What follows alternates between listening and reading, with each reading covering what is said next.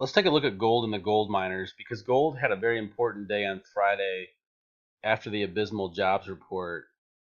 Taking a look at the gold miners ETF GDX, we can see that GDX surged on extremely high volume on Friday, up over 11% and closed near the high of the day. The daily volume for GDX was actually the highest daily up volume in the history of this ETF. Taking a look at GDXJ, this ETF was up over 12% on Friday, closed at the high of the day, and had one of its highest all-time volume days as well. Now, taking a look at a weekly chart of GLD, the gold ETF is actually completing a second ideal buy point as we speak, according to Stage Analysis. It broke out in February on high volume and is now retesting the 30-week moving average and successfully retested it last week and moved higher, which is an important sign for a new bull market.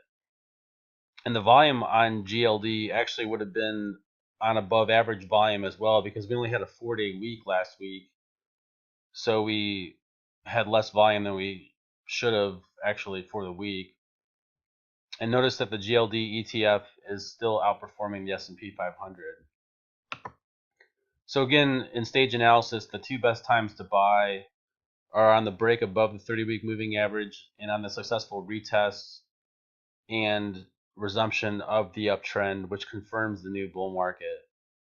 And actually, the buy point B is actually a safer buy point than A because you're buying closer to support, which gives you a better stop location in case the bull market does fail. The silver ETF SLV is completing the same ideal buy point B, where it broke out actually in April on a high volume, corrected in May, and then it now is attempting to resume the stage 2 uptrend, just like gold is.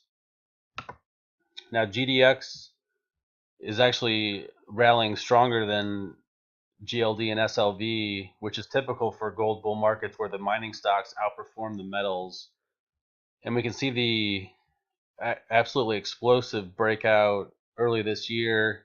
We had a pullback in May. We didn't even get to the 30-week moving average on the pullback, but the action on Friday really could be a game changer going forward for gold and the gold miners, as the correction that started in May could already be over, given the buy volume and upside pressure we experienced on Friday. And notice that the volume on GDX was above average for the week, which again was not including an entire trading day for Monday. So this would have been on extremely high volume again in GDX if we had a normal trading week.